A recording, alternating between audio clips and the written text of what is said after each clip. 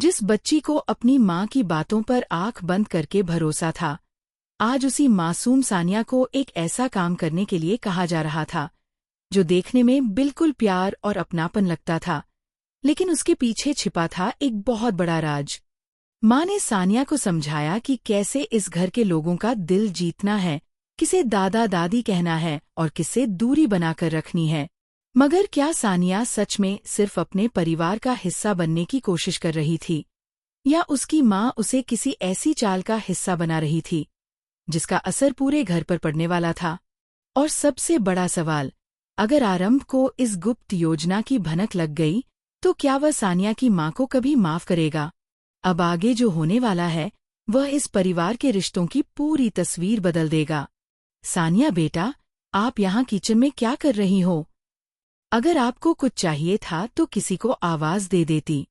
माँ की आवाज सुनते ही सानिया ने मासूमियत से कहा, मम्मा, मुझे स्मूदी चाहिए थी, लेकिन कोई मेरे लिए लाकर ही नहीं दे रहा था। उसकी बात सुनकर माँ ने उसे प्यार से देखा, लेकिन तभी उसकी नज़र सौंदर्या पर पड़ी। उसके चेहरे के भाव अचानक बदल गए। वह मन ही मन सोचने लगी कि सौंदर्या तो आरंभ की खास है, फिर मेरी बच्ची की इतनी चिंता क्यों करेगी? लेकिन अगले ही पल उसने खुद को संभाल लिया, क्योंकि उसे पता था कि इस घर में जरा सी भी गलती उसकी पूरी योजना पर पानी फेर सकती है। उसने सानिया को अपने पास बुलाया और धीमी आवाज में कहा, बेटा, तुम्हें पता है ना कि हम इस घर में मेहमान हैं। मेहमान किसी के घर में हमेशा के लिए नहीं रहते। सानिया ने तुरंत मासूम सवाल किया, लेकिन मम्मा, हम तो अब इस घर के लोगों जैसे ही हैं ना? आखिर पहले ये लोग भी तो हमारे घर में रहते थे। ये सुनते ही माँ घबरा गई। उसने तुरंत सानिया को चुप कराया और इधर-उधर देखने लगी कि कहीं किसी ने उसकी बात सुन तो नहीं ली। फिर उसने समझाया, सानिया, मैंने तुम्हें कितनी बार कहा है कि ऐसी बातें सबके सामने नहीं करनी चाहिए। अगर किसी ने सुन लिया तो लोग क्या सोचेंगे? उन्हें लगेगा कि हम सिर्फ इसलिए यहाँ रह रहे हैं क्योंकि विश्वास अंकल हमारे घर में आकर रहते हैं। सानिया ने धीरे से सिर झुका लिया और कहा, सॉरी मम्मा। लेकिन उसकी माँ जानती थी कि सिर्फ सॉरी से काम नहीं चलेगा। उसे अब सानिया को वह सब सिखाना था जिसकी मदद से वह इस घर में अपनी जगह मजबूत कर सके। माँ ने सानिया को अपने पास बैठाया और बोली, तुमने ध्यान दिया है ना कि विहान सुनील अंकल और डिम्पल आंटी को कितने प्यार से दादा दादी कहता है? सानिया ने तुरंत हामी भर दी। माँ ने कहा, बस, तुम्हें भी बिल्कुल वैसा ही करना है। तुम उन्हें दादी और दादू बुलाओगी, उनसे प्यार से बात करोगी, उनकी बात मानोगी और हमेशा उन्हें सम्मान दोगी। अगर तुमने ऐसा किया तो धीरे धीरे उन्हें भी लगेगा कि तुम उनके परिवार का हिस्सा हो। वे तुम्हें अपनी पोती की तरह प्यार करने लगेंगे। सानिया के चेहरे पर खुशी आ गई।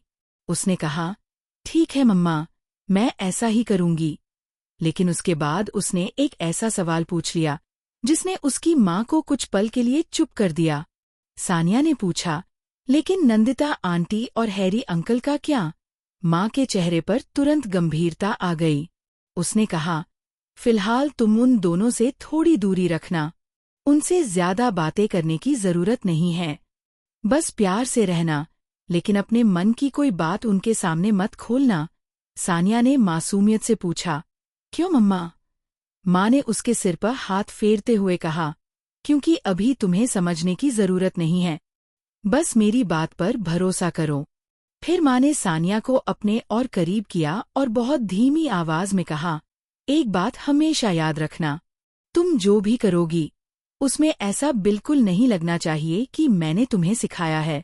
अगर तुम जाकर किसी से कह दोगी कि मम्मा ने मुझे दादी दादू बुलाने को कहा है, उनसे प्यार करने को कहा है, तो सबको लगेगा कि तुम्हारे इमोशंस नकली हैं।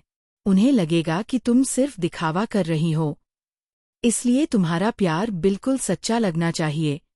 सानिया ने मासूमियत से सिर हिलाया। माँ ने फिर कहा, और हाँ, ये बात हमारे बीच ही रहेगी। किसी को भी मत बताना कि हमने क्या बात की है। ये हमारा सीक्रेट है।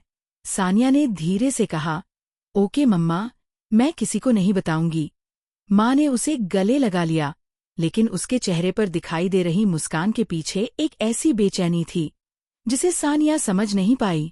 उसे क्या पता था कि उसकी माँ उसे सिर्फ परिवार का प्यार पाने के लिए तैयार नहीं कर रही थी। उसके पीछे एक बहुत बड़ी वजह थी।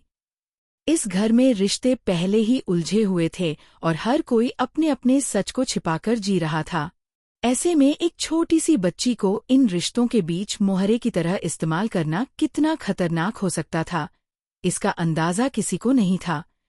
माँ को भरोसा था कि अगर सानिया सुनील और डिम्पल के दिल में अपनी जगह बना लेगी तो घर में उसके लिए एक मजबूत सहारा तैयार हो जाएगा।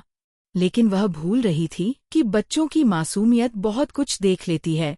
सानिया ने माँ की सारी बातें तो मान ली थीं, मगर उसके मन में एक छोटा सा सवाल अभी भी घूम रहा था। आखिर मम्मा उसे कुछ लोगों से प्यार करने और कुछ लोगों से दूर रहने के लिए क्यों कह रही हैं? अगले दिन सानिया ने वही करना शुरू किया जो उसकी माँ ने उसे सिखाया था। वह डिम्पल आंटी के पास गई और बहुत प्यार से बोली, दादी, मैं आपकी मदद कर दूं। डिम्पल उसके मुंह से दादी शब्द सुनकर भावुक हो गई। उन्होंने सानिया को अपने पास बुलाया और उसके सिर पर हाथ फेरते हुए कहा, हाँ बेटा, क्यों नहीं। दूर खड़ी सानिया की माँ ये सब देख रही थी। उसके चेहरे पर संतोष था। उसकी पहली चाल काम कर रही थी। लेकिन तभी आरंभ की नज़र सानिया और उसकी माँ पर पड़ गई। आरंभ कुछ पल तक उन्हें देखता रहा।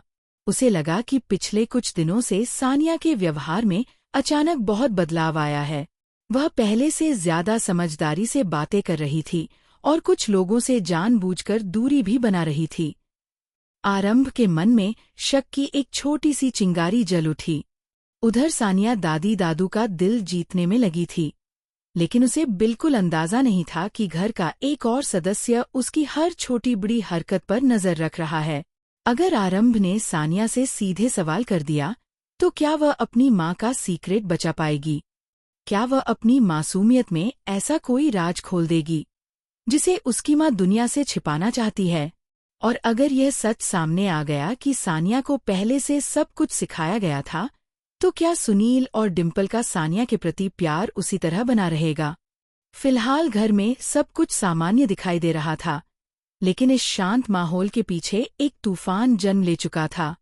सानिया को एक मासूम बच्ची समझकर नजरअंदाज करना शायद आरंभ की सबसे बड़ी भूल साबित होने वाली थी, क्योंकि आने वाले समय में यही बच्ची अनजाने में उस राज का दरवाजा खोलने वाली थी, जिसे खोलने की किसी ने कल्पना भी नहीं की थी।